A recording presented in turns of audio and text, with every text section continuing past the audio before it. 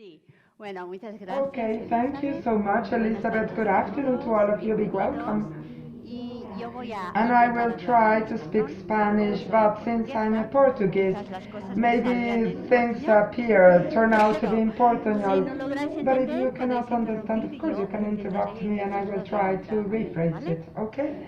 Well, I'd like to thank this invitation to be here, to come from Portugal to Mexico, where I am for the first time. I'm loving Mexico. If I'm liking Chile, even if I'm not resistant to Chile. And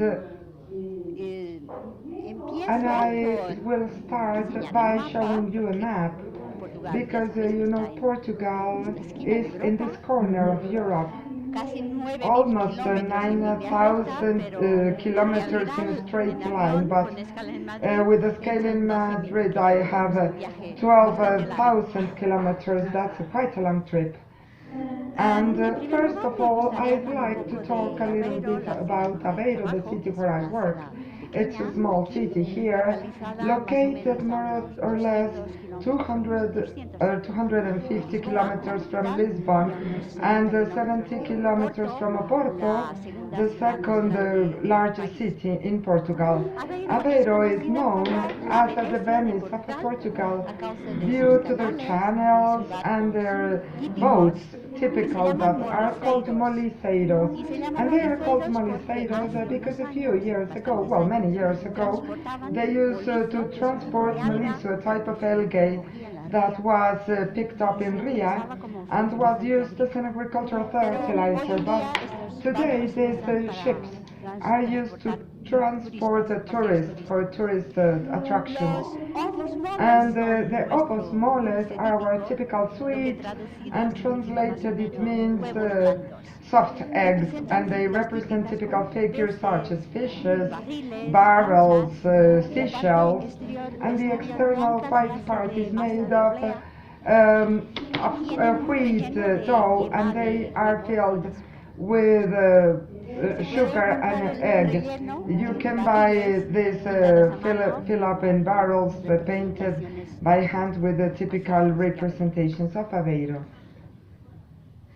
And here we have a picture of the town hall of the city that was a brick factory in the previous century, and Costa Nova is one of Aveiro beaches known by their houses. And here we have a picture of a part of the university campus that is much smaller than UNAM campus. Well, it's very, very small, and this is just one part. And I work in this building just here. I am a researcher, as Elizabeth has recently told you, from the Center of Studies of the Environment and the Sea, that integrates researchers from the 5 departments of the environment where I work: biology, chemistry, geosciences, and physics. In total, we are around 500 people from different scientific areas. Well, and after this introduction of an academic and geographic nature, let us go to the burning topics. And we also have fires in Mexico, many, so it is a global problem. And the numbers are given by the tropics, but the largest fires have been registered in North America. And you know that these clouds of fires are constant in the Amazonia and Cerrado due to the agricultural burning and the natural burning in order to make them fertile land for harvesting. We also have many fires, and we have a very high values of Arctic depth of aerosols, because you know that fires are a very important source of aerosols, so the AOD values are very high in Central Africa, and the Middle Africa, where there are many fires in some parts of Asia and Australia. But in other cases, the concentrations of aerosols increase in regions where there are no fires, and that is the case of the Arabic Peninsula and the region of Sahara, and this is due to the mineral dust storms. And this graph shows recent estimations of carbon emissions for various regions and various types of fires, including agricultural burning and peat fires. If we look here, we can see that the emissions present great spatial variability interannually, and these are, we have represented values since year 97 till 2016. So it changes a lot from year to year, and it also depends on the continent. And around 65% of the carbon issued by the fires comes from the savannas, while the tropical forest contributes with around 15%, and it was recently estimated that the global emissions of carbon are located around 2.2 gigatons of carbon per year, and that's a lot. And these emissions represent 30 to 50% of fossil emissions, and 2/3 of the variability of the rate of growth of CO2. And the emission of carbons from the fires also contribute. It can vary from year to year, but it could go from 20 to 60% of the total of aerosols coming from organic carbon, and 30% of the aerosols of the black carbon that were issued worldwide, which has big climate effects and many effects in human health. The impacts of inhaling smoke from the fires are documented in some of the articles recently published, but there are not so many.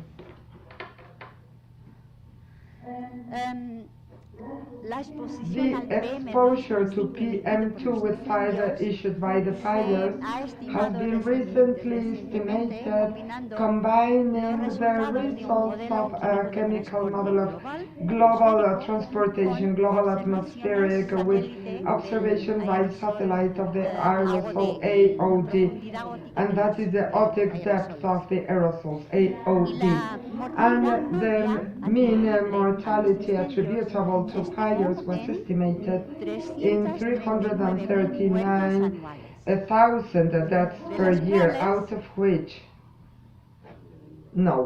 it's here, out of which 157,000 can be seen in sub-Saharan Africa, 110,000 in South America, in the Southeast of Asia. This is not working. There? Okay? No. Okay. 10,000 in South America. No, it's not working. The pointer is not working.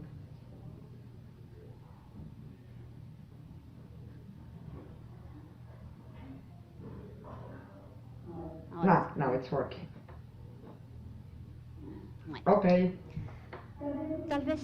Maybe you're thinking at this moment, well, may I easily imagine how to inhale smoke could provoke a respiratory infection, but how can it cause a sudden death or a stroke? We do not know much about it, but this slide shows what we know currently about the possible mechanisms that link the inhalation of particles with the cardiovascular events. As a summary, the particles interact with the lung and produce inflammatory proteins that move around the whole system, causing effects outside of the lungs. And we also know that the particles activate the receptors of the proteins in the lungs that are related to the central nervous system and that change the functioning, the signals of the body, including blood and heart. And it is also likely that the finest particles move to the brain and the blood, where they directly act. And we still carry out studies in order to understand better these mechanisms and in order to try to know how this can be interrupted. And we forecast, as Professor Elizabeth has said, that fires increase in the future due to climate change. And that is, the seasons of fires will be longer and the burnt areas will be larger, and therefore the effects on the mortality and morbidity will be more serious. And the Mediterranean area, and I think Mexico as well, are located in a region that's particularly vulnerable. Portugal is represented with the curves in yellow. Is not only the champ of football in Europe, we are also the champ in the number of fires and burnt area in the latest years. So in this aspect we are not doing so well.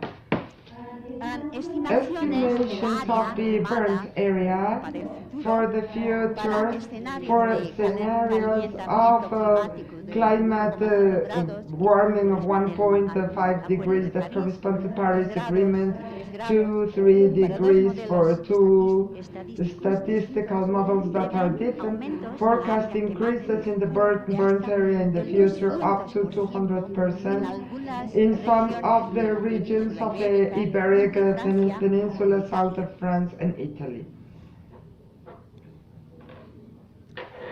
And besides the fires, the agricultural burning also represents a source of pollution of the quality of air that is very important. To burn is slash and burn is a common practice.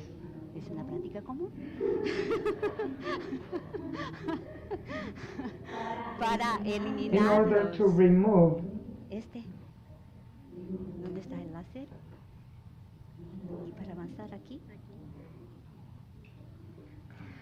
well, slash and burn is a common practice to remove the residues of the crops after the harvest, and it is very frequently used to remove residues after a harvest of maize, but it's also used with wheat, rice, sugarcane, and some other crops. The world leaders in topics in burning agricultural residues are India, China, followed by the US, and then Brazil and Indonesia. Mexico is not in this list.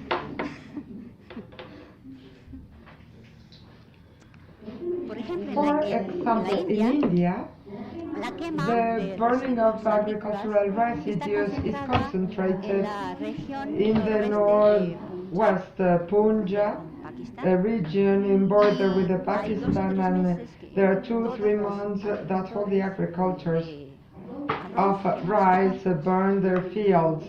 And in those times, the concentration of a PM2.5 increased in such a way that they exceed 20 times the level recommended by the OMS.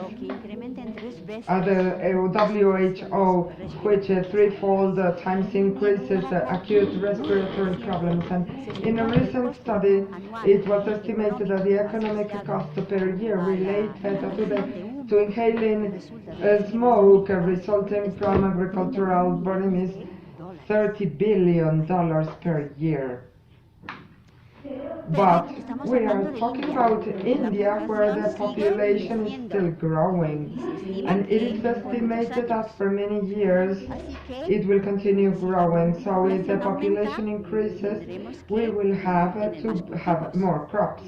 And if there are more crops, more residues are generated, there are more to burn, and it is expected that by 2050 the emissions of burning residues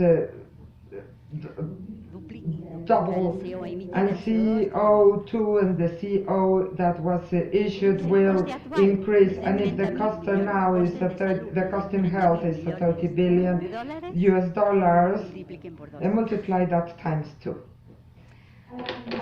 And here we have a representation of the emissions for several contaminants that come from burning agricultural residues in India, and these emissions currently represent 25% of the total emissions of black coal, organic matter, and CO, and represent also from 9 to 13% of the total issued of fine particles and CO2. But uncertainties related are quite high. It is estimated that they are around 300%. Let's go to China now. In India, they produce approximately 500 million tons of agricultural residues, and 25% of this is burnt in the fields. In China, a little bit more. They produce around 700 million tons of agricultural residues per year. 80% are taken back to the soil or are used to produce biofuel, biogas, paper, or to feed the system of energy production. And the other percentage is burnt at open sky in the fields, but it's a lot. 20% of 700 million is too much. And the bar graph shows the emissions for several contaminants related to agricultural burning in China. And the circles on top describe the percentage represented by these emissions in relation to the total of the anthropogenic contaminants issued. And in the case of the PM2.5 and organic carbon, the emissions of agricultural burning represent for each one of the contaminants approximately 10% of the total of anthropogenic emissions. Nevertheless, the emissions of CO2 estimated for agricultural burning in China are very variable, and they depend. We have some papers published in that regard, and the results are very variable as well. We have values from 2.5 to almost 200 teragrams of CO2 emitted. That is, the emission inventory are very discrepant, with uncertainties up to 700%. And what are the main sources of uncertainty? well, the area consumed by fire and the proportion of agricultural residues that are burned are one of the sources of uncertainty. But the emissions vary a lot with the efficiency of the combustion, and the combustion efficiency depends on the stage of the fire, because we have different stages for one fire. The stage of combustion flaming is the luminous oxidation of the gases that decompose quickly at high temperatures during the first stage of combustion, and the stage without a flame, that is latent, is the slow combustion at low temperature without a flame. And the emissions of the flame stage are very different from the emission of the latent stage. On the other hand,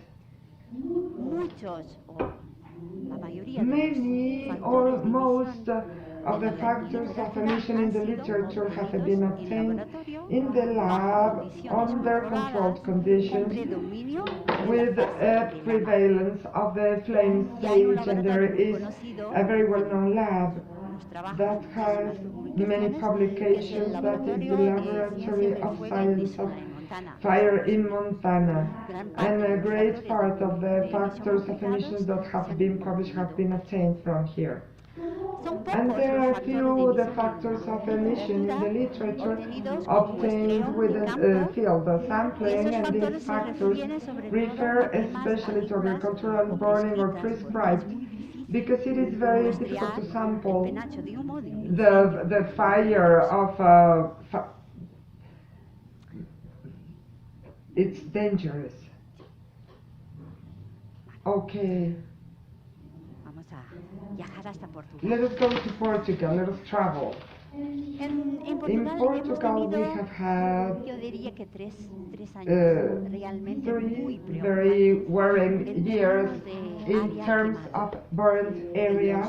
In 2003 a heat wave, another one in 2005 and 2017, and this year it has been particularly worrying with more than 500,000 hectares burned, which represents the loss of 16% of the total of our forest.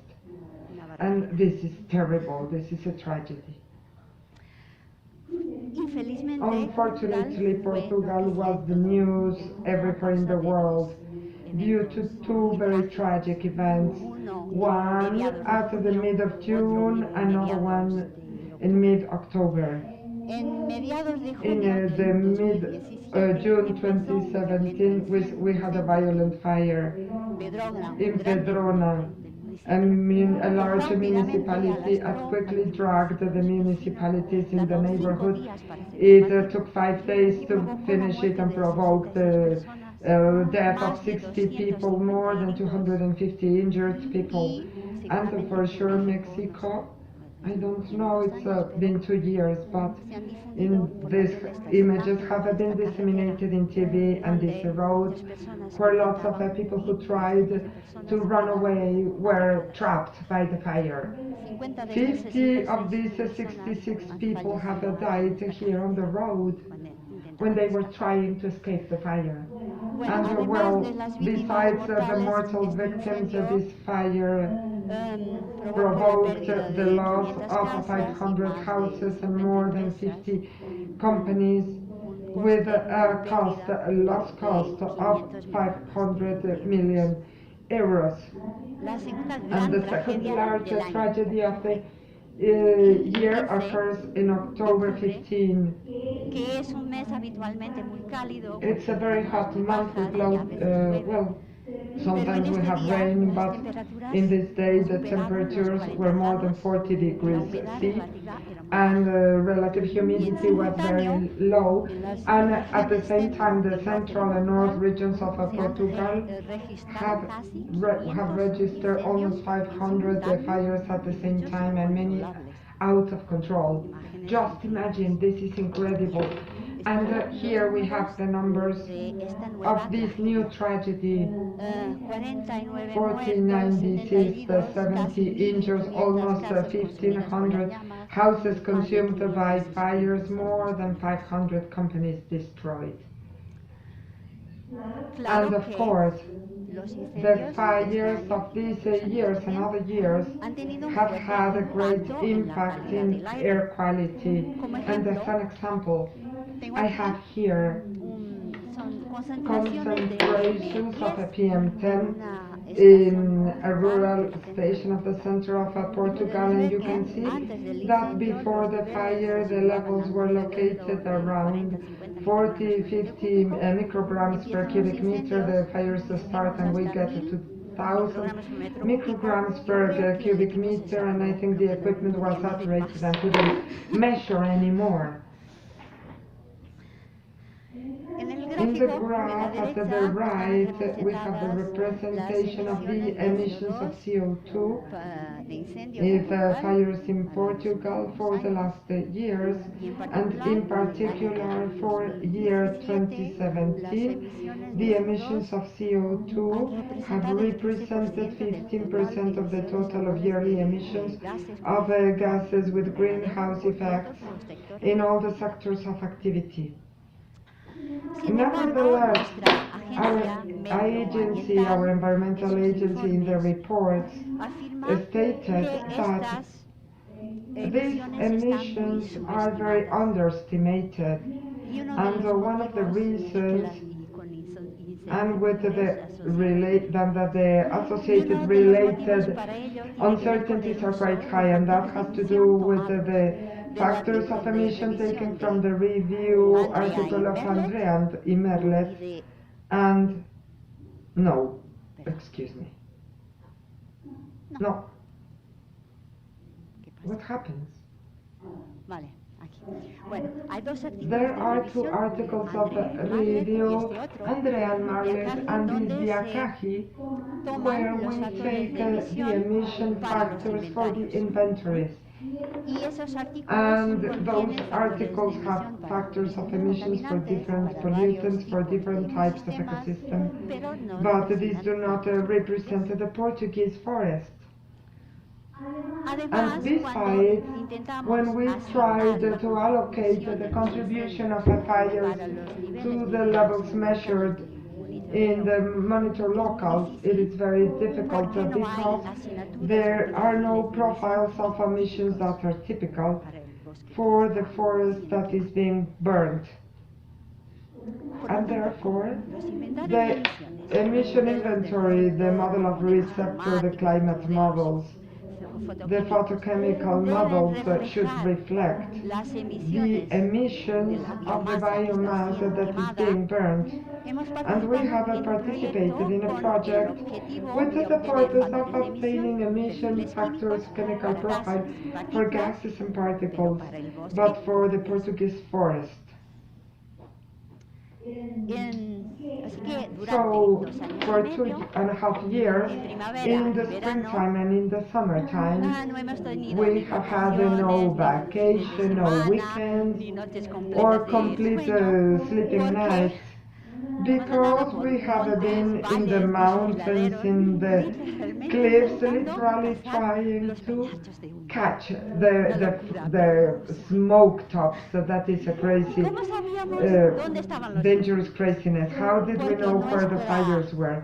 Because our website of the fire marshal has information in real time of the locals where the fires take place, the type of a forest that is burning, the media that are involved, and the stage of the fire. So that is the website that was always open, and we had a fire close by, and we went running to catch the smoke top. I have to say that only 10% of the time we have accomplished to come back with a sample, because of the conditions in the terrain were very difficult and would not allow the sampling, or were too dangerous, and we didn't have the permit from the authorities. So in this case, we represent more than 25 years in the center of Portugal where it has been possible to come back with samples. For the sampling of the particles, we were using a high volume catcher with a system of a plate in order to separate fine particles of a PM2.5 and others for PM10. In parallel, we were sampling the gases for the Teflon bags. More recently, we have started sampling agricultural burnings. It's easier, it's not so dangerous, we do not have to run away, and we are using new equipment, a catcher of high volume, the other one was lighter so we could run away. And we continue sampling simultaneously the gases for Teflon. The system of gas sampling has ice in order to condensate humidity, and there is a flow meter, a pump for the sampling. And after a few hours, in the laboratory, 1 or 2 liters of air of the bags go through the nitrophenylhydrazine cartridges, so later to determine by HPLC compounds of carbonyls. And the bags were also connected to a non-dispersive infrared analyzer in order to quantify CO and CO2, and also to an analyzer, a flame ionization analyzer, in order to measure the total hydrocarbons. And the filters of particles were and are analyzed with a thermal optical method in order to quantify organic and elementary carbon, and water-soluble ions are quantified by ion chromatography, and a little bit part of each part of the filter is extracted with the solvents to determine organic speciation by chromatography of gases and mass spectrometry, and another piece of each filter. After acid digestion is used for determining trace elements by ICP. Well, the calculations to carry out some interpretations of the results. And the relation between the concentration of CO2 and the addition of CO2 and CO is called modified efficiency of combustion. And values higher than 90% indicate intense combustion with flame. Values below 0.85 indicate latent phase without flame. I have to say that biomass contains carbon, and when it is burned, that carbon is emitted in different ways. The carbon of biomass goes to the atmosphere in form of CO2, that is the majoritarian composed CO hydrocarbon and particulated carbon, and the factor of emission to be determined a contaminant in the gas phases as well as in the particle stage. The mass of the pollutant emitted by kilogram of burnt biomass can be estimated dividing the mass of any contaminant times the addition of the various forms of carbon emitted, and multiplying times the percentage of carbon in the biomass. That does not vary too much with the biofuel, so it is located around 48%. I have to say that when we were sampling after 2 or 3 weeks, already with a clean atmosphere, we went back to the same locations to sample the atmosphere in a deeper way, because all the alterations have to be subtracted from the bottom concentrations. This moves too quickly. Some results, some examples. As it was expected, the emissions of CO2 increase linearly with the combustion efficiency, while the opposite happens with the CO.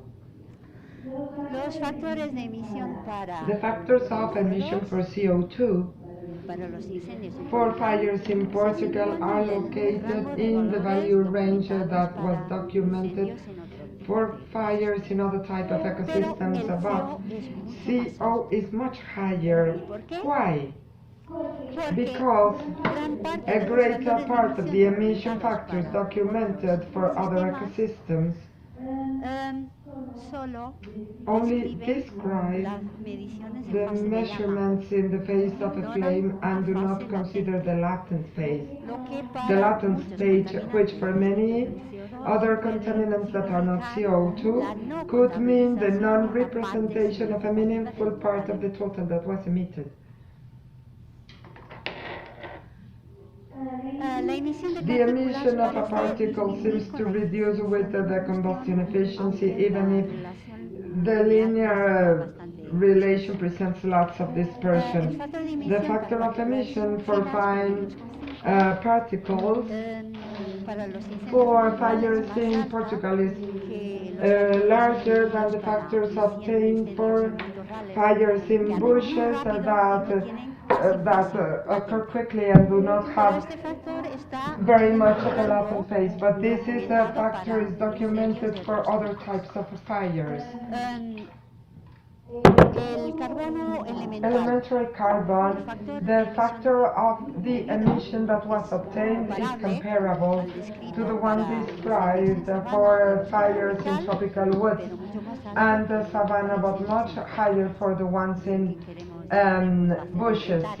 If we wanted to do a factor for bushes fires, the emission factor is completely different.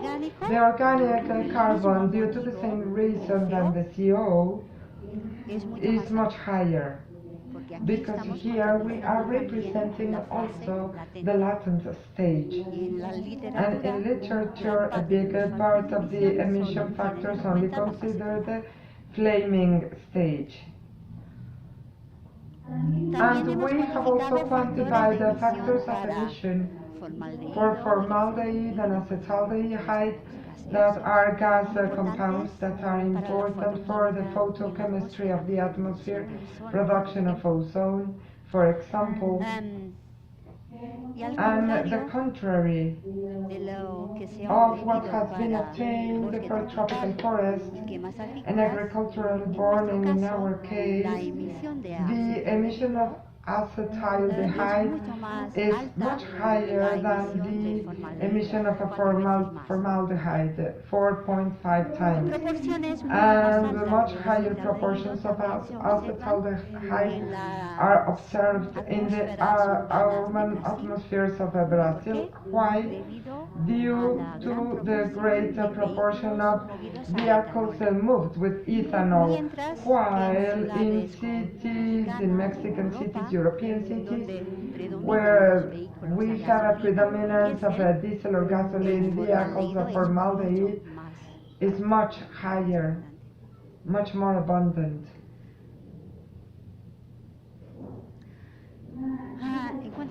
Regarding particles, let us go to the particle material. These are mean values for all the fires, so you have an idea.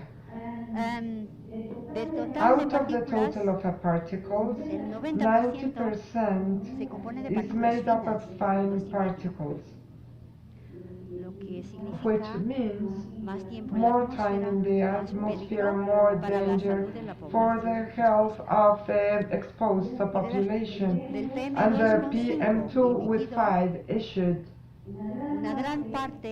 a great part has an organic nature. Only a very small part, 7%, is non-organic, and the elementary carbon represents only 1%.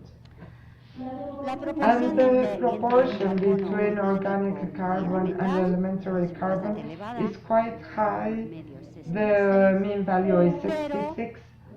But this relation presents very contrasting values, and we have obtained values from 1.7 for a fire, a violent fire, up to almost 112,000 for the rest call phase. So this proportion depends a lot on the stage of the fire. The chromatographic analysis of a particle revealed the presence of hundreds of different organic compounds, including alkanes, alkanes, alcohols, phenolic compounds, esterols, and the sugars, the triterpenic compounds, and several kinds of acids represent the most abundant and represented groups.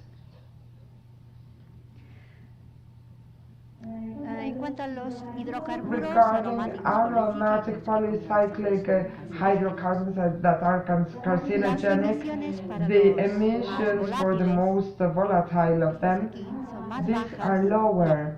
No, the other way around. The most volatile have larger emissions than the heaviest compounds, and the most volatile ones are divided between the gas phase and the particulate phase. As we have measured only the particles, this means that in reality the total emitted is higher. And I want to call your attention for the return that is represented in another axis, because the emissions are an order of magnitude higher comparatively to the other compounds. Maybe we could propose routine as a good organic tracer for the fire emissions.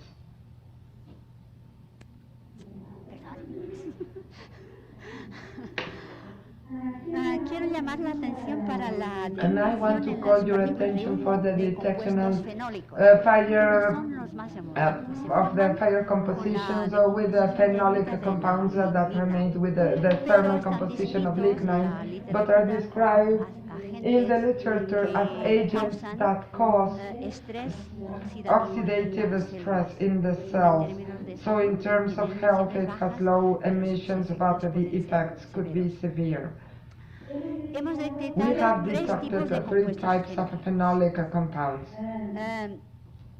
The vanillic type that only has 1 methoxy group, the cyrillic type that has 2 methoxy groups, and the coumaryl type without methoxy groups, and among them we can highlight the vanillin, that maybe it's another good tracer of fire emissions. And vanillin is not made when burning herbs, but it is made during the combustion of angiosperms, as well as the eucalypt, and also during the combustion of gymnosperms, such as the pine tree. In the case of Portugal, these are the 2 most abundant trees in our woods, so for us that would be a good tracer. And conclusions are very general and very summarized.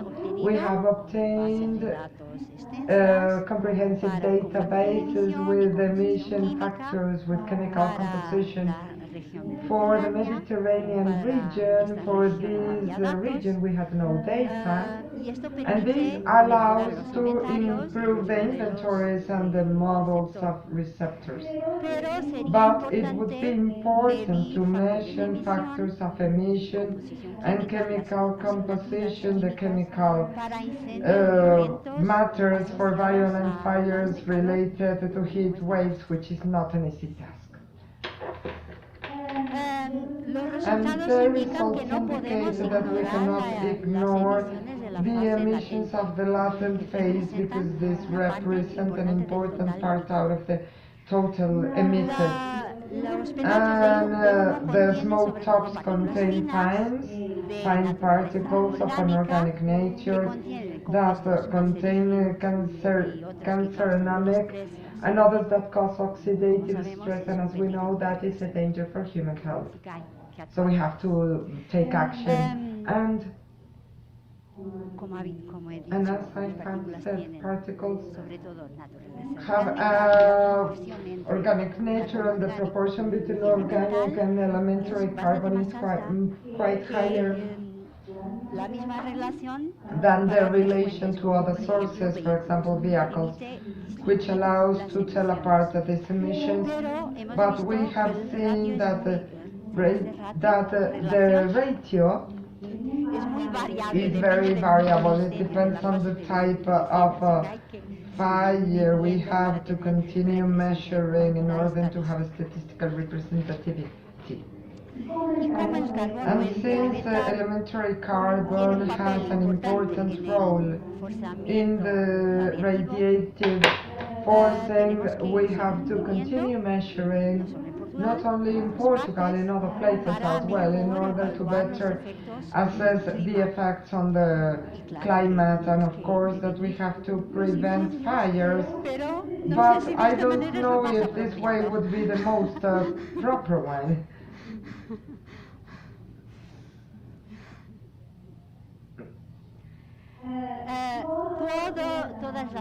So all the databases, the emission factors, the chemical composition of particles, all the bases are available in internet, and if you can download them through this link.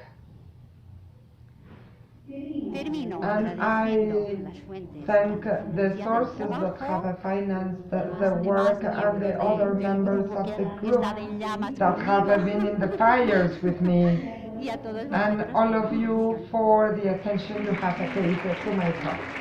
Thank you so much.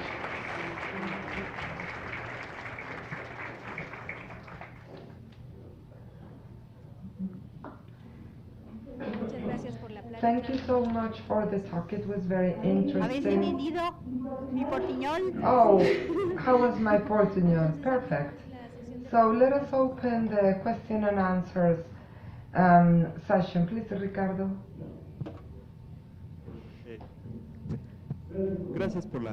Thanks for the talk. It was very interesting. We have a student that recently published their results, but now estimating factors of emission in the case of log stoves. And one of the things that the reviewers of her article was in the balance was similar to the equation that you were using, but the content of carbon in ashes. How do you integrate the problem of ashes in the final balance? For fires, that is not yet done. We did it for combustion, residential combustion. We took some samplings of the ashes and emitted the particles. We analyzed the carbon and detailed chemical composition, and that is how we got the balance. But we do not have in the fires, and therefore we cannot have a complete balance. So that integrates a factor of uncertainty. Haven't you estimated it? Well, it depends quite a bit in the type of fire. It's not easy, I know, but if in controlled condition, that is very difficult. That is a very difficult situation. And regarding the, well, if I want to talk about balances for residential fires, I have not said that we use a tracer that is considered universal for burning biomass. It's a sugar level glucosan, and we use the factor of emission determined for a stove, for a fireplace, a domestic fireplace, and it's applied to quantify emissions of fire. And we cannot do it because the factor of emission of the level cosano depends on the combustion temperature, and while in the chimney in our house we can accomplish a few hundreds of degrees and we have level glucosan. In a fire you could easily reach temperatures that are over 1,000 degrees, and under that condition level glucosan is completely degraded. So it is completely mistaken and to apply the factor of emission of the domestic combustion in order to estimate emission and contribution for the quality of air. You cannot do it. Thank you so much. We remind you that you can use Menti system, and I give the floor to Dr. Mitchell and later to Mr. Rodolfo Sosa. Thank you.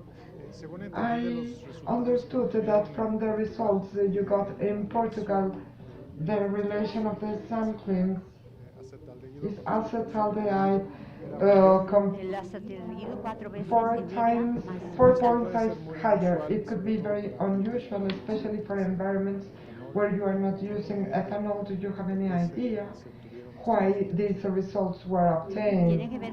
It has to do with the combustion temperature, because we have different ways. The burnt biomass, we need to generate volatile compounds, so there are different ways that could be followed. And as in this case, the temperatures are 1,000 degrees or more, the way it takes to the formation of acetaldehyde and formaldehyde, while the engine of a car, the process could be very different. And the combustion of the biofuel, the raw material that is being burnt, is also different. Rodolfo, very interesting and very pleasant talk. I congratulate you. And the main point, especially now that we are looking into forest fires, is the mortality. You present the dramatic data of this mortality caused by forest, which refer that were born well. No, these present the respiratory and heart problems, and within this, now that we go to this part, how much was not due to what they breathe and not because what they couldn't breathe, I mean the displacement of oxygen, and the ones that were for the effect of atmospheric contaminants, which do you consider could have been the main provokers, or if it is still a challenge that we have to apply? And in order to finish, what preventive actions we could work with precisely to prevent this effect? The very few studies that we have and all the related difficulty indicate that the main contaminant are particles due to the phenolic compounds, aromatic polycyclic hydrocarbons, much more than gases, and that is what is published. And to prevent, do not cut down trees. And there's a lot to do, and in the case of Portugal, in our reality, that is what I know. It is very difficult because all of this relates to a demographic social reality that has changed in the last 20 years. In the fields, older people stay. The very few younger people that we have, because the population is aging, are in the city. The fields are abandoned. Before, the forests were clean, and now they are not. We have a lot of biofuel, more biofuels and higher temperatures, so we increasingly have more fires, and we will have to change also the social demographic reality. And that is something that's very, very difficult to happen. And when there are fires, well, you close the door and the windows and a towel with water. Thank you. Hello, thank you. A very interesting talk.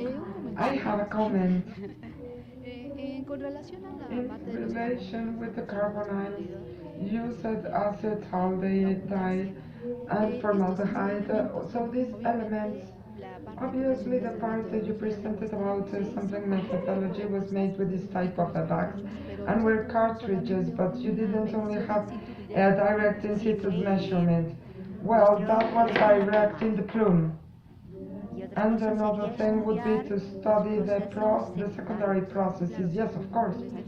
But here I'm talking about direct primary emission in the plume, because then you have the transformation. Yes, that went to several projects.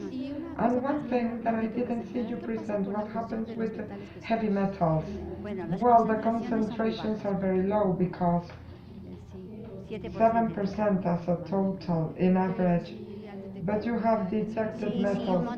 Well, yes, 60 different metals. We have not measured the mercury because it's very volatile.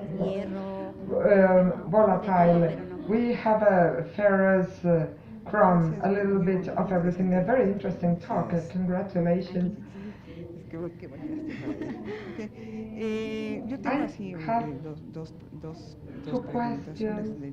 One is a very general one. For example, when you are already in the fire, at what height you establish the samplers and at what distance of the main part? Well,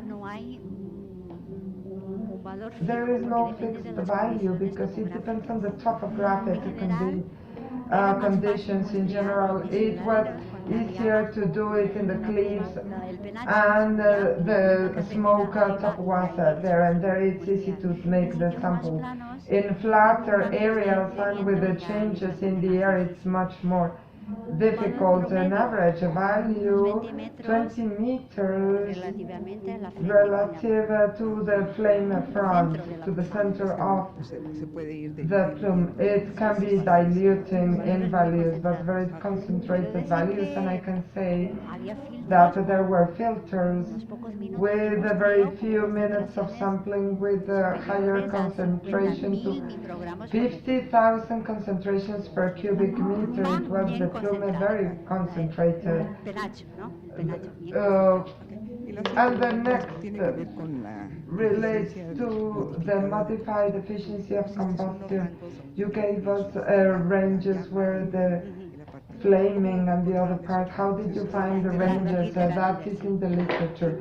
Yes, and these are defined since the 60s of the last century. It's the proportion between CO and CO2. When the combustion is very, very efficient, is the combustion is 100% efficient, you only have the emission of CO2 and the relation is 1.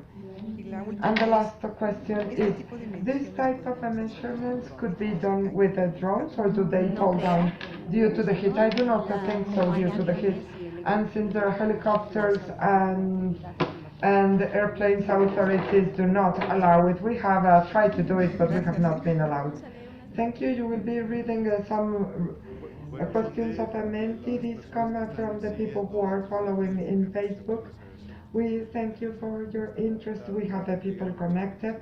We have lots of congratulations for you, and there is a question. How do you prepare to prevent when you go to the fire? What is safety? Well, when we started with the project, the first thing I did was to get together with the fire marshal of the region of Aveiro, so he would advise me on the equipment I had to use, type of eye protection, so you get to go to the authorities for advice, and that is go to the firemen, because you cannot just go. And you have to have good physical shape to run if necessary. So you have a fit team. Well,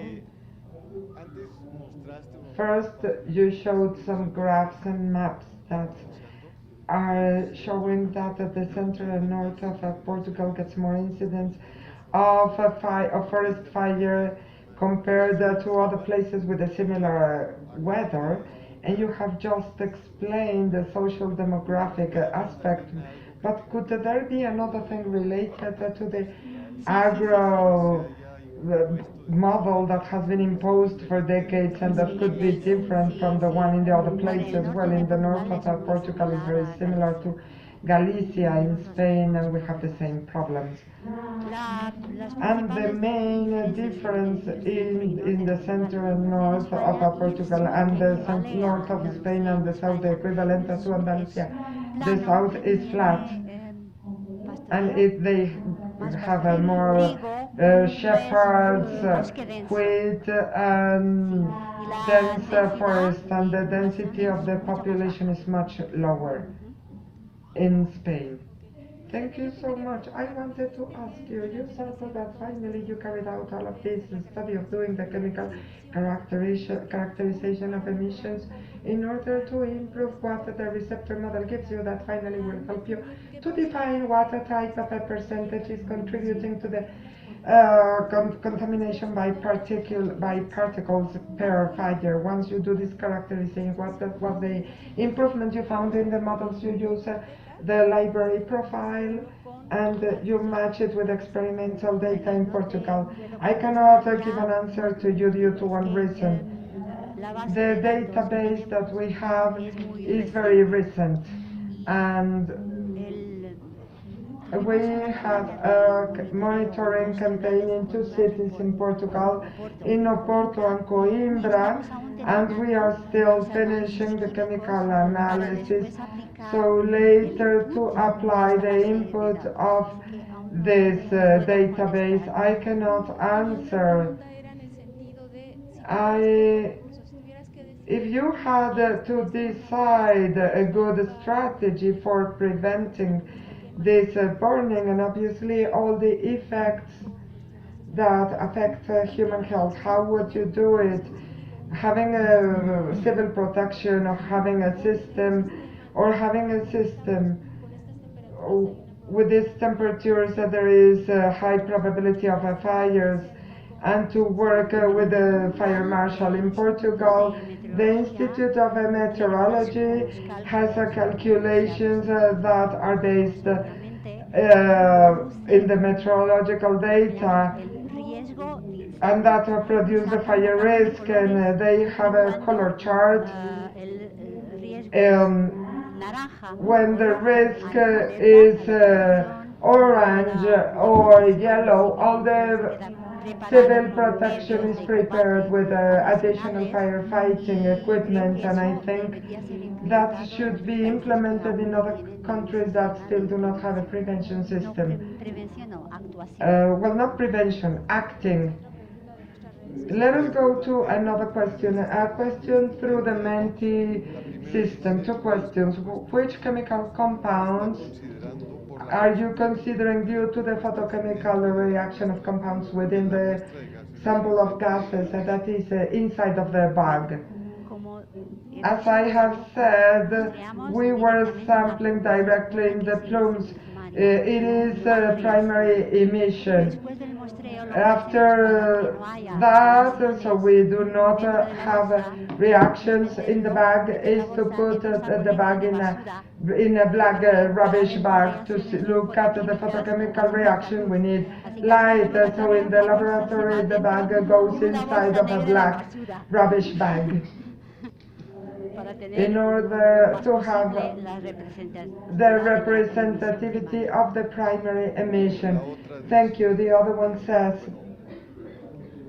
Jorge Lara is asking how advisable is having preventive biomass burning. The change of use of soil has an effective influence. Yes, a lot. As I said 20 years ago, a lot of the population lived in rural areas, and the whole forest was clean.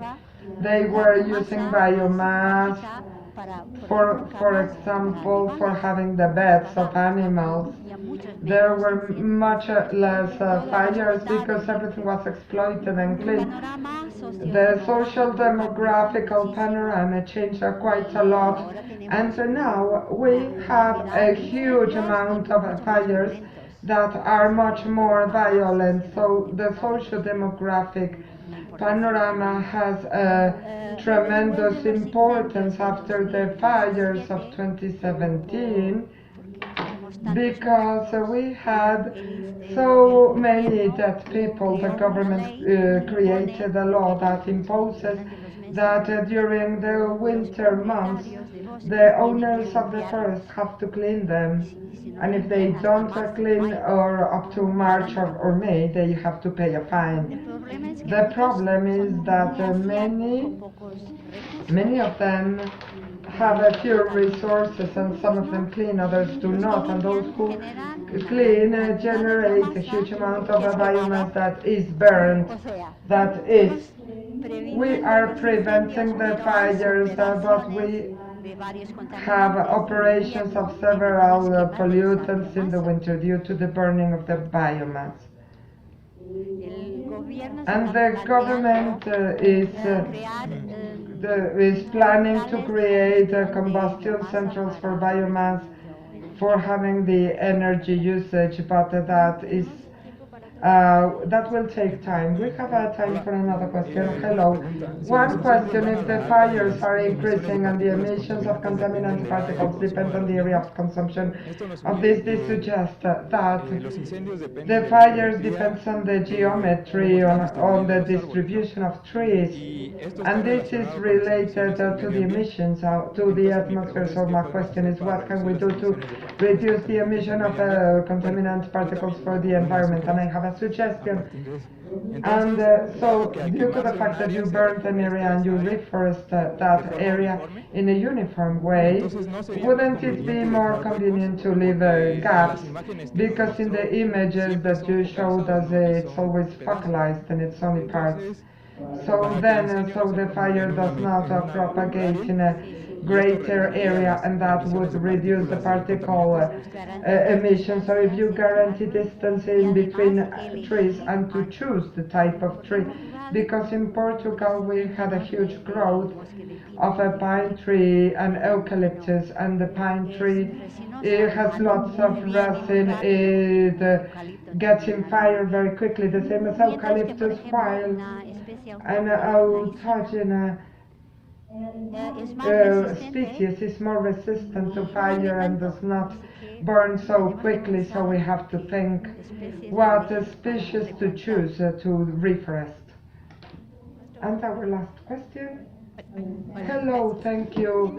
Do you have any idea that by season how beyond these peaks of contaminants generated by the fire they have an impact in health? Because the susceptible population, that in that moment you're breathing a great amount, but the people who is not susceptible, but who had a peak of pollution that we breathe in what are you considering the long term for the impact? And I don't work with that. There are groups that are devoted to picking up data or that have a cardiorespiratory diseases, the fires, and the following months, in order to evaluate. And it is not published. We are gathering the data of 2013, 2015, 2017, and I've been told that there are some relations and there works also, but it's different, the exposure of the firemen who are all day long inhaling smoke, and some of them use tracers such as benzoapiren and levoglucosan, and they measure those compounds in urine. And levoglucosan, after 36 hours of inhaling smoke, is not anymore present in the urine, but the desopirin is kept in the human system for months. Thank you.